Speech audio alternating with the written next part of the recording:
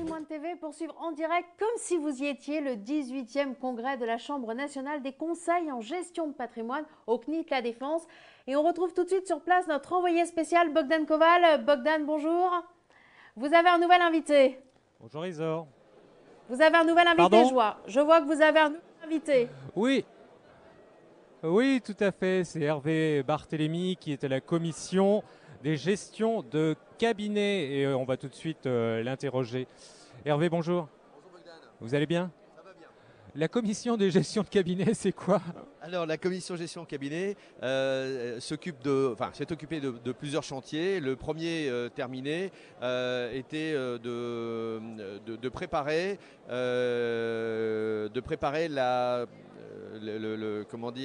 je sais plus.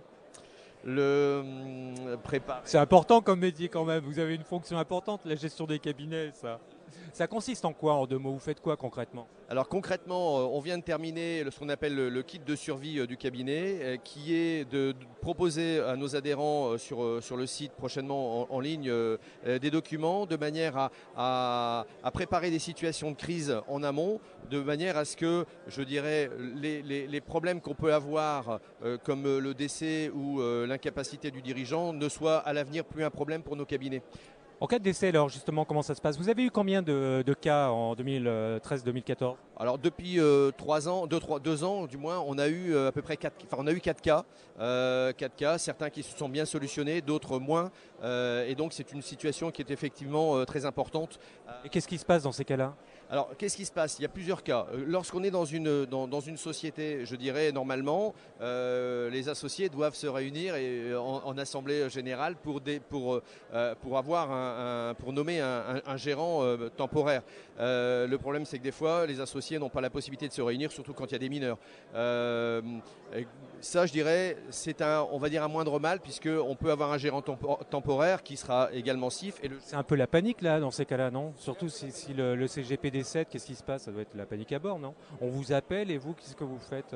Tout à fait, on nous appelle et on essaye de gérer cette crise. Et il y a plus grave en même temps que lorsque c'est en société. Le plus grave, c'est quand c'est une entreprise individuelle. Donc là, pas une société, mais un exercice entrepreneur individuel, parce qu'on a la personnalité de l'entreprise qui disparaît avec également son dirigeant. Donc là, il y a décodification, plus d'ORIAS, plus d'RC, le cabinet n'existe plus. Donc il faut réagir, je dirais, rapidement, mais surtout réagir avant et peut-être prendre des solutions avant pour que ce genre de choses n'arrive pas. Et ça, vous l'expliquez à tous les CGP lors des commissions que vous avez? Vous leur expliquez tout ça au cas où il y aurait un pépin, ce qu'ils doivent faire, ce que les familles doivent faire, les proches doivent faire?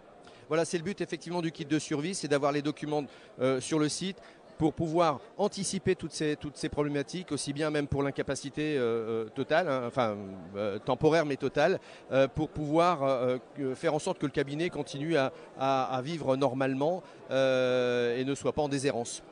On va parler de choses un petit peu plus gaies maintenant. J'imagine que vous avez d'autres choses très importantes dont vous vous occupez au niveau de cette commission. Oui, il y a également des choses plus joyeuses, on va dire, qui sont chantier qui vient d'être terminé aussi, du moins en 2014. C'est le pack jeune adhérent qui a permis à l'ensemble des 30 jeunes cabinets qu'on a eu en 2014 de pouvoir bénéficier d'avantages assez nombreux, tant au niveau de la réduction sur l'ARC qui existait déjà auparavant, mais également la réduction sur l'adhésion à la Chambre, mais aussi bénéficier de réductions de 50% sur les outils qui sont nécessaires à l'exercice de notre profession, comme les agrégateurs, les logiciels de gestion de patrimoine, des abonnements, des sites internet ou des choses comme ça. Donc c'est intéressant pour un jeune CGP qui veut s'installer de passer par l'association. Ah oui, c'est plus intéressant effectivement pour lui puisqu'il bénéficie donc des avantages économiques immédiats et en même temps bénéficie également d'un parrainage en région puisque à son entrée dans l'association en région, le président doit lui présenter un parrain et le jeune va être accompagné dans le... Et ça coûte combien? Quoi donc? Bah, l'adhésion, si j'étais CGP, je vais adhérer à la CIP, à la Chambre nationale maintenant. Alors, c'est une bonne question parce que je ne suis pas à l'admission et donc je n'ai pas les chiffres par cœur, mais je crois qu'avec la réduction de 50%, on doit être... je pense que je vais dire des bêtises. On va vérifier, en tout cas on aura l'information. Vous avez eu combien de nouveaux adhérents en 2014? Alors on a eu 30 jeunes installés en 2014. Vous m'avez parlé des parrainages en région, c'est quoi ça? Alors le parrainage permet aux jeunes installés d'avoir un référent à qui poser des questions que tout jeune CGP. C'est un facilitateur en fait. Voilà, c'est un facilitateur. Hervé, merci beaucoup. C'était un plaisir de vous avoir en direct du congrès de la Chambre aujourd'hui. Bon courage pour la journée parce que j'ai l'impression que ça va être long. Elle va être longue, effectivement. Merci, Bogdan. À bientôt. Voilà, Isor, ce qu'on pouvait dire, c'était Hervé Barthélémy. Et Hervé est le président de la commission de la gestion des cabinets. Alors Bogdan, dites-moi, tout à l'heure, vous me disiez qu'il y avait beaucoup de monde dans ce salon. Vous avez croisé aussi beaucoup d'assets? Alors oui, il y a 84 assets présents, les stands sont très beaux, ils sont très bien achalandés et il y a beaucoup d'animations. Et alors c'est vrai, c'était la grosse réflexion des asset managers parce que souvent ils se demandent si les gens seront là et en l'occurrence j'ai l'impression que cette année les gens sont là, les CGP j'entends bien parce que c'est un congrès professionnel et je crois que les asset managers on fera un premier point à midi, mais en tout cas je pense que pour l'instant ça se passe très bien parce que les gens sont souriants et ça c'est un indicateur important. Justement, quel est l'intérêt pour un asset finalement d'être présent sur ce salon? C'est ce qu'on va voir tout de suite avec Christian Biteau, président de CBT Gestion. Bonjour et merci de nous rejoindre pour ce point d'actualité sur le congrès de la Chambre des indépendants du patrimoine. Voilà, nous y sommes et pour en parler, j'ai un asset manager qui est présent donc à ce fameux congrès en la personne de Christian Biteau, le président de CBT Gestion. Christian, bonjour. Bonjour Bogdan. Vous allez bien? Très bien. Alors pourquoi est-ce que vous êtes présent à la CIP? Pour nous, c'est fondamental. Je crois que c'est une profession et surtout la Chambre qui a besoin du soutien des asset managers parce que pour nous, ce sont des clients. Mais par rapport à leur profession que je crois connaître depuis de nombreuses années, ils ont besoin de soutien. Quand on regarde le poids de la réglementation par rapport au cocooning d'un salarié dans un réseau salarié qui n'a pas de questions à se poser sur les produits à vendre, c'est ceux qu'il a à vendre parce qu'il est salarié de cette société, qui n'a pas de questions à se poser sur le soutien back-office, informatique, juridique, comptable, le conseiller indépendant, il est seul face à son client. Et quand on connaît ce métier, puisque j'ai été aussi patron de gestion privée dans mes expériences passées, croyez-moi, c'est pas facile de se retrouver tout seul. Donc c'est bien qu'il y ait des dates de temps en temps dans l'année où on montre par notre présence, parce que ça prend du temps, parce que ça coûte de l'argent, qu'on est à côté d'eux, qu'on est à leur écoute et qu'on met aussi notre affiche derrière eux pour soutenir cette profession. Alors justement, qu'est-ce que vous faites à ce fameux congrès? Ça se tient le 24 mars, je le rappelle. Le 24 mars, vous avez un stand. Oui. Qu'est-ce que vous allez faire? C'est du relationnel? C'est du commercial? Principalement sur cette opération avec la Chambre, c'est du relationnel. Du commercial sur juste quelques heures pendant une journée, non, ce n'est pas véritablement l'objectif, même si on mettra en avant notre prix de l'innovation, le produit que nous fabriquons avec Montpensier Finance, BBMV Flex. On fera un peu de pub sur les produits, bien sûr, mais avant tout, c'est leur montrer qu'on est là. Le 24, qu'est-ce que vous faites concrètement? Eh ben, le 24, on est là, on leur serre la main, on fait du relationnel, c'est vraiment le principe. Vous les connaissez principal quand même, objectif. vous n'avez quand même pas besoin d'une date le 24 mars Combien pour sont-ils maintenant? pour serrer des mains? 2600, 2800, je ne sais pas quelle est la dernière statistique de la Chambre, mais enfin bon, serrer la main, c'est tout de même pratique aussi. Ça, c'est l'objet de tous les congrès, c'est que ça concentre une présence. Et pour nous, c'est tout de même assez efficace de réussir à voir tout le monde. Peut-être qu'on ne serrera pas la main tout le monde, on ne peut pas serrer 2000 mains, mais eux au moins verront que nous sommes parmi tous les assets, tous les assureurs, toutes les plateformes là, qui sont là pour les soutenir et qui en font un axe stratégique de développement pour leur business. Justement, l'axe stratégique, les CGP, ça représente combien dans votre collecte annuelle? Alors nous, c'est très clair, c'est officiel, c'est exactement 49% de notre collecte actuelle, 50% de nos encours, puisque le CBT Gestion s'est spécialisé dans des gestions techniques par profil de risque qui intéressent deux types d'investisseurs professionnels, les CGP pour leurs clients, puisqu'ils travaillent sur le profil de risque, et bien entendu les institutions financières, ce qu'on appelle les institutionnels, qui ont des logiques de passif et de gestion des risques par rapport à leurs passifs. Alors vous l'avez dit, c'est du relationnel, mais vous allez quand même mettre des produits en avant. Oui. Lequel? Vous en avez Oui, 6. bien sûr. Écoutez, c'est simple, on va mettre le produit qui aujourd'hui a le plus grand succès, c'est le produit qui s'appelle dans les profils de risque CBT Vol 7,5, parce que c'est celui qui intéresse les conseillers aujourd'hui pour proposer des solutions de sortie de l'actif en euros à leurs clients. Le deuxième produit, c'est le mandat de gestion qui permet de faire ceci, plus exactement le profil d'arbitrage qu'on propose via des compagnies d'assurance, AXA et Swiss Life, où on peut choisir le degré de risque d'une gestion qui va commencer à revenir sur le marché des actions, parce que c'est véritablement l'actualité aujourd'hui. Et là, il faut trouver des solutions efficaces et opérationnelles. Et le mandat d'arbitrage, la gestion conseillée sous forme de profil d'arbitrage auprès des assureurs, c'est une solution efficace qui va revenir véritablement au premier plan. On l'a développée pour les conseillers indépendants. Alors, est-ce que vous connaissez bien la CIP? Attention, la CIP, ça va changer de nom, on le saura très prochainement. Mais est-ce que vous connaissez cette association? Oui, je crois, oui. Depuis, c'est une question piège. Qui est le président? Oui, qui sont les le vice-présidents? président. Bon, un petit mot bien sûr pour Thierry, feu le président, qui était un véritable ami, et c'est un grand choc il n'y a pas si peu de temps que ça. Donc, je prends quelques secondes pour un petit mot de grand respect pour quelqu'un de très grand pour la profession. Mais aujourd'hui, avec l'équipe autour de Benoît Lombard, ça booste. Et il y a besoin de ça. Il faut défendre cette profession par rapport à des évolutions qui seraient des réseaux strictement salariés, que par ailleurs je connais très bien aussi sur le principe. Mais c'est bien qu'il y ait des indépendants en France pour l'épargne individuelle. Et par rapport à Patrimonia, comment vous situez ce congrès? Alors, Patrimonia, pour moi, c'est tout de même différent. La Patrimonia, c'est beaucoup plus commercial. Patrimonia n'est pas le salon d'une organisation, d'une chambre, mais c'est le salon de la profession. Il dure 2 jours, ce qui laisse beaucoup plus de temps pour organiser des réunions, des présentations, des ateliers, et aussi pour, sur le stand, avoir une activité commerciale, éventuellement faire des prises de rendez-vous. On sait aussi que les conseillers qui vont venir, à part ceux qui sont sur Lyon, vont vraiment venir. Ils ont 2 jours en dehors de leur région, de leur province ou de Paris. Et donc, ils sont là pour se renseigner sur toutes les nouveautés, sur tout le business. Donc, Patrimonia, je lui donne un angle un peu plus commercial, même si je regrette toujours que Patrimonia n'ait pas été l'occasion de regrouper toutes les assemblées générales nécessaires des chambres, la veille, précédemment, parce que comme ça, on économise du temps et on concentre absolument tout. Et ensuite, avoir, puisqu'ils sont tous présents pendant les 2 jours, la partie commerciale et présentation des asset managers support. Ça serait plus pratique parce que c'est une profession où ça consomme beaucoup de temps de venir à tous ces salons. La semaine d'avant, cette semaine, il y a l'Anacofi, il y a la Chambre, il y aura Patrimonia. Ça prend beaucoup de temps. C'est vrai que Patrimonia, ça aurait été génial pour nous, Asset, d'avoir tout en même temps, même si ça durait un jour de plus. Alors, on l'a compris, vous avez un stand à la CIP. Quel est l'intérêt d'avoir ce stand? Est-ce que ça coûte cher? Est-ce que c'est un gros budget pour vous en tant qu'asset manager?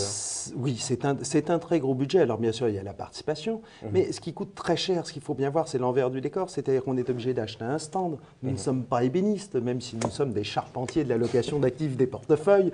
Nous ne sommes pas Alors donc, on est obligé d'acheter un stand. Ça coûte horriblement cher. Sur le stand, il faut des présentoirs, il faut des documents. Mais alors le pire, c'est que vous mobilisez une équipe. C'est pas à peine d'avoir un stand s'il n'y a absolument personne. Les conseillers viennent là pas pour voir les petites affichettes ou pour prendre un superbe stylo de la société. Ils viennent là pour voir les gens, pour voir les gestionnaires. Donc imaginez le coût de mobiliser 3, 4 personnes pendant une journée complète sur le salon. Oui, ça coûte très cher. C'est de l'investissement quand même pour vous. C'est de l'investissement. C'est incontournable. C'est obligatoire. Sur cette partie, on va dire, politique de soutien à la profession et de soutien à la Chambre, là, c'est obligatoire. Et sur la partie vraiment commerciale de Patrimonia, parce que là, il n'y a pas d'obligation, ça vaut le coup. C'est très bien. Christian Bito, très bon salon à vous et au plaisir de vous retrouver sur ce même plateau. Merci Bogdan. Alors Bogdan, on change de décor et on vous retrouve à nouveau en direct du congrès. Alors je vois que vous êtes prêt à tendre votre micro à un nouvel invité. Oui, vous avez vu Christian Bito, il n'est pas un charpentier de l'asset management. C'est drôle quand même, il y a des expressions qui vont rester. Oui Isor, je suis avec Jean-Luc Delsol qui est le président de la financière du Capitole. C'est un très très gros cabinet, un des plus importants de France. Et c'est basé à Toulouse bien sûr, la financière du Capitole. Jean-Luc Delsol, vous allez bien? Bonjour Bogdan. Et oui, Bogdan, je t'arrête tout de suite. On va évacuer les questions basiques qui se renouvellent à chaque fois. Toutes les questions que j'allais vous poser ailleurs.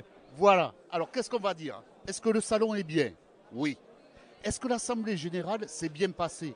Je crois que des votes entre 90 et 92%, on peut dire que globalement, l'action de Benoît a été pleinement reconnue dans son travail. Est-ce que le métier de gestion de patrimoine est un bon métier qui se développe? Ben oui aussi, Bogdan. Donc, oui, je vous trouve très en forme. En forme, oui, il y a du monde. il fait beau, on travaille, nos clients nous font confiance. Donc oui, il n'y a pas de raison. Donc Bogdan, tout ça, génial, tout va bien. Bon, alors qu'est-ce que vous avez retenu quand même ce matin là sur les premières heures du salon? Moi, il y a deux choses que je voudrais peut-être aborder. C'est notamment l'intervention ce matin et du président de la FREPRABEL des courtiers belges qui nous a apporté pas mal d'éléments intéressants. Et une deuxième petite partie qui commence à me soucier un peu dans notre profession, c'est tout ce qui est le domaine du cocourtage. Alors le cocourtage, c'est quoi exactement? Alors le cocourtage, c'est en fait d'avoir deux conseillers sur un même client. Et ça, c'est pas bon pour vous. Je savais même pas que ça pouvait se faire. ah si, toutes les plateformes, par exemple, qui existent aujourd'hui, style 1818, style Norcia, pour citer les plus grosses, sont aujourd'hui sur un système de cocourtage. On est cocourtier sur le même contrat. Oui, alors qui est responsable dans ces cas-là? Moi, par exemple, si j'ai un contrat d'assurance vie chez vous et vous êtes cocourtier, comment ça se passe? C'est bien une partie de mes soucis. C'est qu'aujourd'hui, on a une réglementation qui est devenue relativement forte sur la qualité du conseil, le devoir d'information qui est apporté au client. On se trouve aujourd'hui cocourtier sur un contrat pour un client. Et donc à partir de là, je commence à avoir du mal à identifier la responsabilité de chacun des cocourtiers dans le cadre de l'action réglementaire et du devoir d'information vis-à-vis de nos clients. Plus loin aussi, et si on va réfléchir plus loin, aujourd'hui on nous impose et on va nous imposer une transparence sur notre rémunération. L'AMF, la CPR, nos organismes de tutelle nous imposent aussi de pouvoir justifier que le fait de nos rémunérations apporte un service ajouté, une plus-value et une meilleure qualité d'information pour le compte de nos clients. Et là, qui fait quoi? Comment se répartit la rémunération? Qu'est-ce que la rémunération perçue par un courtier va apporter? Qu'est-ce que la rémunération perçue par un autre courtier va apporter? Ça me pose quelques soucis en termes d'organisation et de réponse réglementaire, surtout avec l'évolution de l'ADIA de demain. Moi, le souci que ça me cause, c'est en vous écoutant, j'ai peur de ne pas savoir qui est le responsable. Dans ces cas-là, s'il y a un litige, qui est responsable? Il y en a deux. Ah oui, mais il y en a forcément un qui est plus... peut-être que les deux n'ont pas fait la faute. S'il y a un qui a fait une faute et l'autre pas, comment ça se passe? Oui, mais 1 plus 1, ça fait 2. C'est grave quand même. Bogdan, aujourd'hui, il y a un courtier qui va négocier le contrat avec une compagnie d'assurance. Il y a un courtier qui est plutôt en relation avec son client. Naturellement, je dirais que le courtier numéro 1 est responsable de la qualité du contrat, de la conception du contrat et des relations avec la compagnie d'assurance. Que le courtier numéro 2, sans que le 1 ou le 2 soit négatif, péjoratif ou un ordre d'importance, mais que le courtier numéro 2 serait plutôt responsable de la qualité de l'information au client et de la base de la connaissance client. C'est du logique, c'est pas du juridique. Le juridique, demain, si on a des gros problèmes sur 2 contrats, qui est-ce que le client va aller chercher sur l'action en responsabilité qu'il peut être amené à réaliser?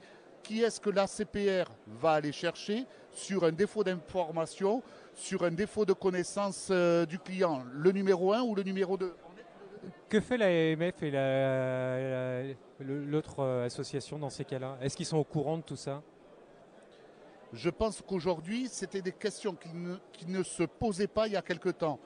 Je crois qu'avec l'évolution de la transparence des rémunérations, du justification de la rémunération sur le conseil du client, c'est quelque chose qui peut arriver à les chatouiller.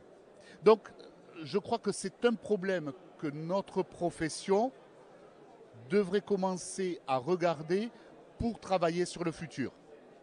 Jean-Luc, merci beaucoup, c'était un plaisir de vous recevoir. Merci Bogdan.